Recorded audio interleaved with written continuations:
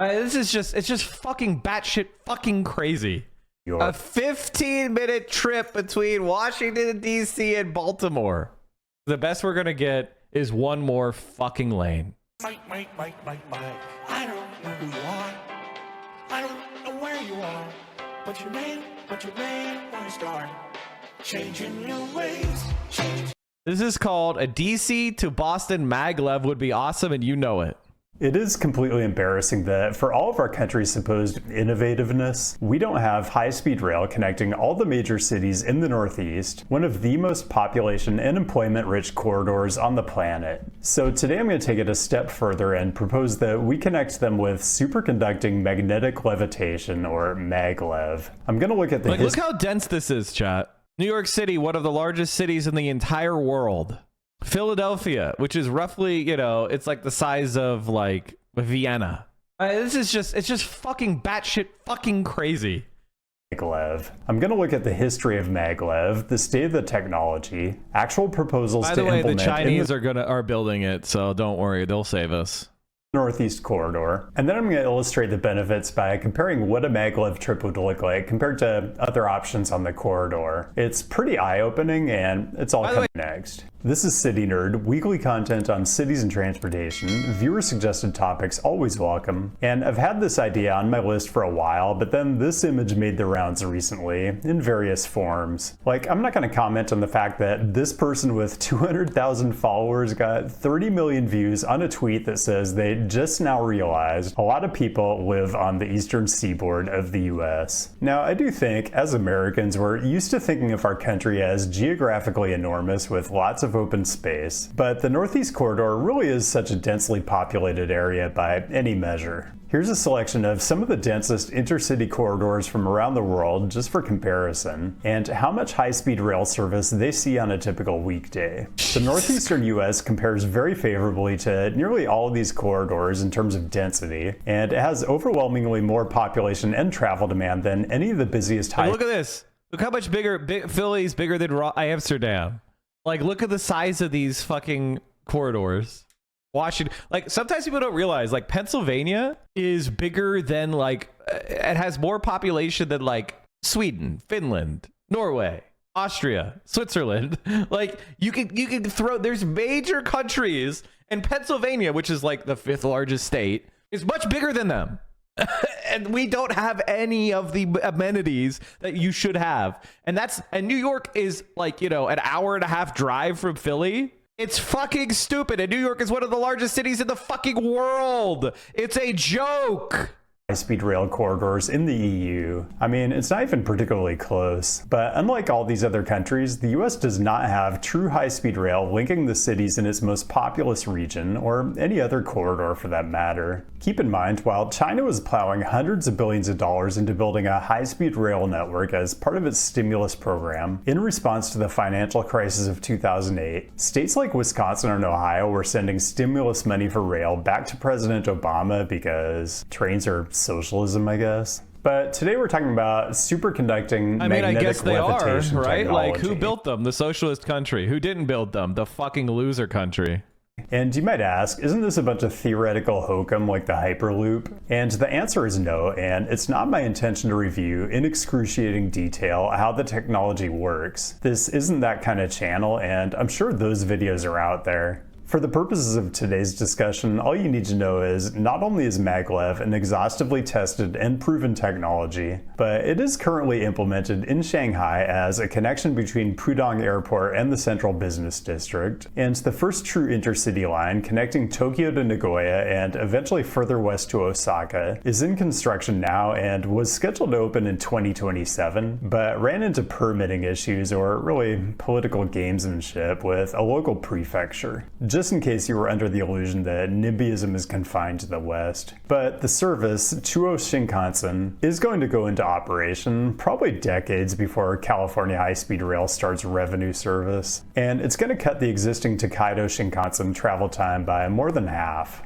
Let me pause briefly to answer a question you might have, which is, why are you talking about maglev when we apparently can't even build one single high-speed rail line in the United States? Keep in mind, the Tokaido Shinkansen opened in 1964, and for the last 60 years, every developed country has been implementing this technology to connect its most populated centers. So it's not as if we don't understand that the technology exists or that the Northeast Corridor is far and away the best place to make that investment. But the argument has always been, well, you'd practically have to build a whole new alignment because while there are segments that can operate up to 150 or 160 miles an hour, the geometry is substandard in most of the corridor, and there are a lot of right-of-way constraints that would make it very expensive. So the idea behind this video is, if we have to build a whole new alignment just to get high-speed rail from DC to Boston anyway, why not just go all the way and build the fastest technology available? Don't roll your eyes, I know what you're thinking. This is Fantasyland stuff, and we should be focusing our advocacy on more practical things. And sure, maybe, but this is also going to be a good way into thinking more about value of time and economic benefit, and also drawing more funny graphs. And if this channel is about anything, it's about funny graphs.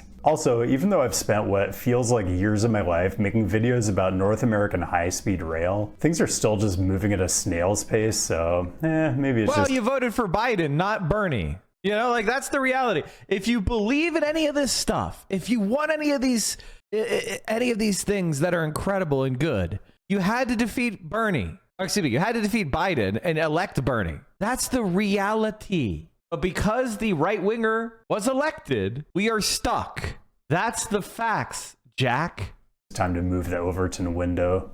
Quick aside, there actually is an effort underway to implement some of what I'm talking about, and I want to be clear that this video makes no representation that any of the viewpoints I'm sharing are endorsed by Northeast Maglev, which is an actual organization that's looking to implement a starter segment between DC and Baltimore, with a stop at BWI, with ambitions to link further north. Just on the off chance that you're thinking this isn't a serious effort, I'd just point out that the project does have a draft EIS, completed in 2021, and it does have staff and an advisory board with some actual heavy hitters on it. And the chairman and CEO of Northeast Maglev has one of the all-time great headshots. I mean, I'm ready to give these people all my money right now. I didn't read the whole DEIS because who has time for that? But I gleaned enough to realize that most of the assumptions are based on using the exact same technology JR Central is currently constructing between Tokyo and Nagoya, and I'll talk more about operational characteristics later in the video. And just to be clear, what Maglev isn't is Hyperloop, which was also proposed to connect DC and Baltimore in 15 minutes. But unlike Hyperloop, Maglev is a technology that actually exists, and not an imaginary one that was basically dreamed up in order to undermine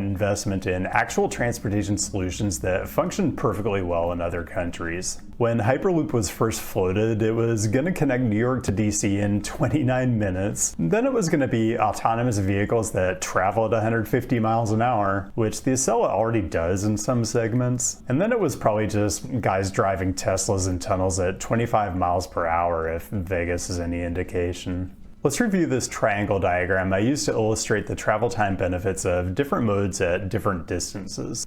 If this is new to you, the best explainer is probably in the video I did earlier this year where I looked at the most important connections for high-speed rail in North America. But the basic idea is each mode has a different y-intercept, which represents access time and startup time, and a different slope, which is the speed of the vehicle once you get underway. So driving, low startup time but not very high speed. Air travel, very high startup time because of how difficult airports are to access and how much time security and boarding take, but very high speed once you're en route. And high speed rail, which starts seeing some advantages at 50 miles. The advantage peaks at about 250 miles, and then air travel closes the gap and assumes the advantage around 700 or 800 miles. So now, which, by the way, the entire East Coast, you don't need to fly that far. Do you know how many flights there are between like Boston and New York, Boston and Newark, Boston and Philadelphia, Philadelphia and Boston, Boston and DC, DC and Philly? Like, there's so fucking many flights. It's crazy how many flights are made less than 750 miles in this country. It's unbelievable how many.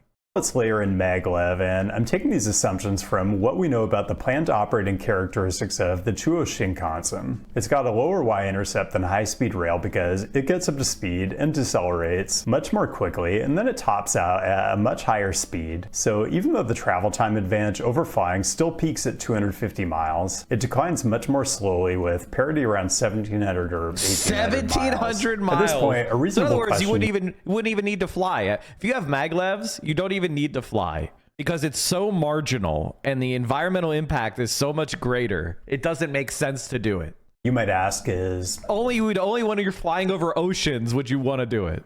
So what? Why does any of this matter? So let's talk about how adding a Maglev service would change the dynamics of intercity travel in the northeastern US. First of all, here are all the scheduled commercial flights between every major airport between Boston and DC for a typical weekday in October. You can pause and count the little airplanes if you want, but it's 450. Acela already mitigates a bit of this. What?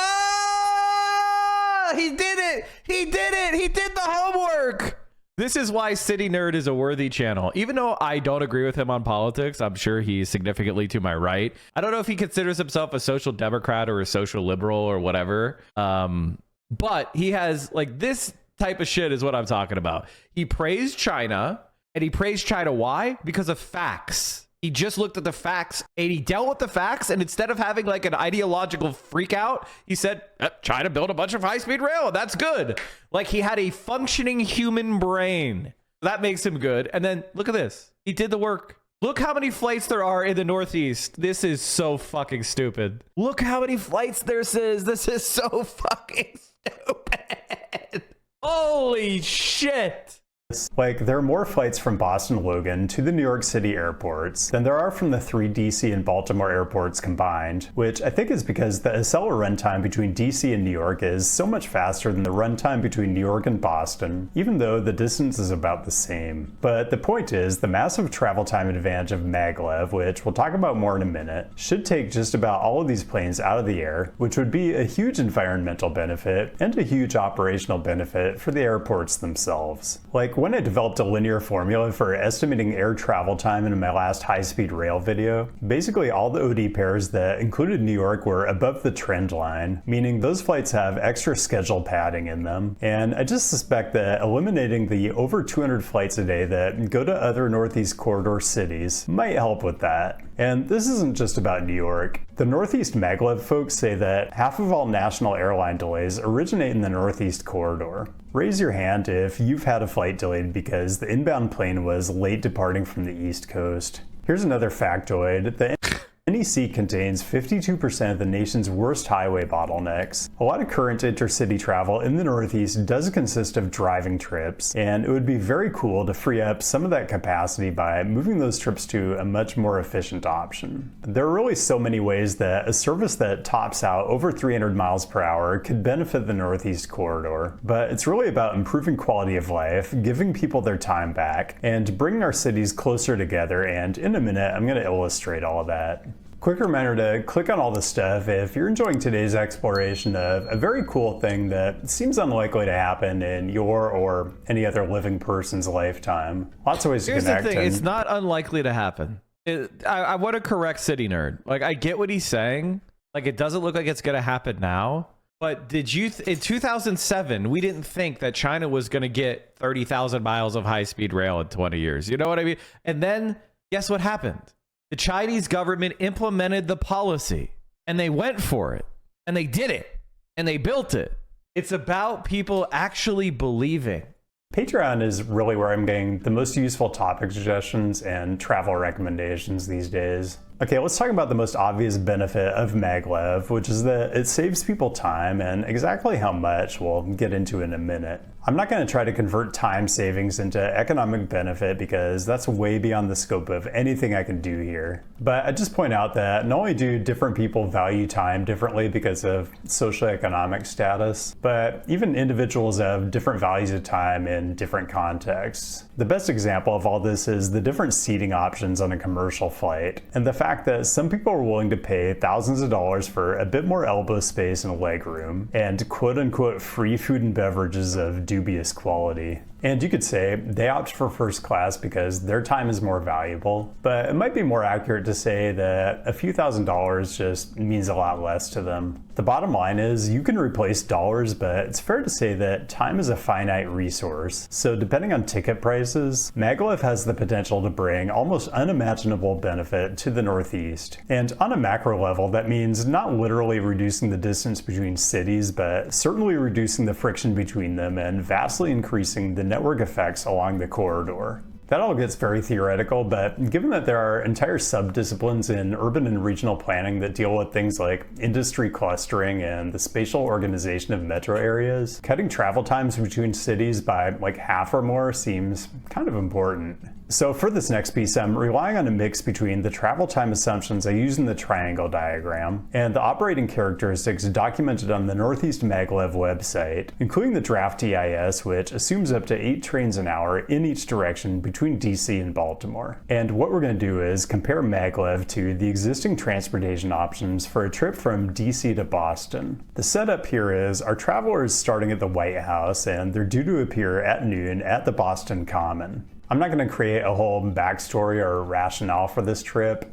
Just go with it. First, let's dispense with the highway option. I don't know why you would ever do this to yourself, but if you plug in noon as your preferred arrival time at the Boston Common, Google is going to suggest that you get on the road at 3 a.m. And I don't know if that accounts for rest stops or food. Super fun. So let's try the Acela. I'm saying that the train that gets into South Station at 11:39 a.m. is going to be sufficient because it's about a 12-minute walk from the station to the Common. That train leaves DC Union Station at 5 a.m. and the metro doesn't start running until 5, so you're probably going to need to catch this X2 bus at about 4 a.m. Still very early, but you get to sleep in an extra hour compared to driving. And, well, honestly, you can sleep on the train. Try that in a car.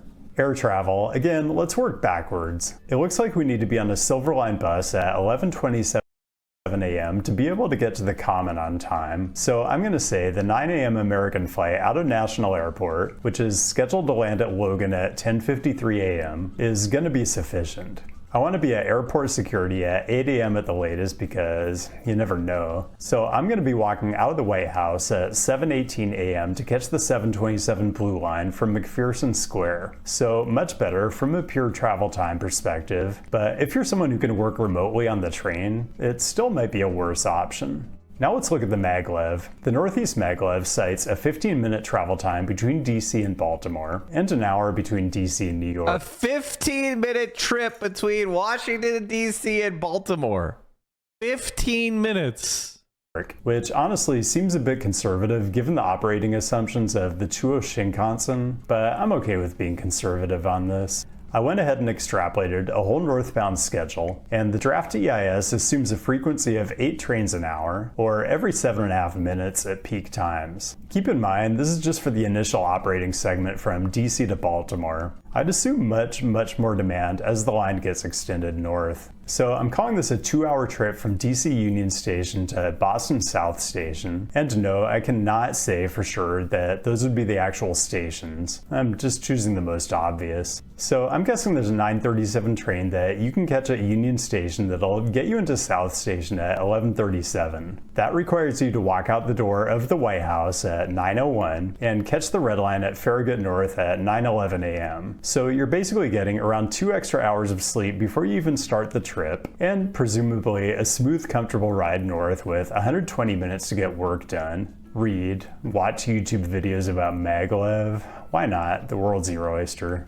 Here's a summary of each trip we discussed, color-coded by the phase of the trip, and showing the duration of each segment where applicable. There are other things I could have covered here, like taking the bus or what a true high-speed rail trip would look like. By the way, getting to the airport 1 hour before, you are rolling the dice on that one. I mean, usually you'll be able to pull it off because it's a domestic flight, but, you know, most people tend to like to get to the airport 2 hours early because that's, you know, prudent. if Acela didn't just slow to a crawl in some segments. And regarding the Maglev trip, I do want to point out that at over 400 miles, DC to Boston is still well over the optimal distance, but because the travel time advantage decays so slowly, it's still a big advantage. And again, you can say this is all Fantasyland stuff, but Japan is building it. You know, there's a time when the US was always the spearhead of innovation, whether it was technology or culture or our space program, or say the but now we're not the spearhead on any of those things.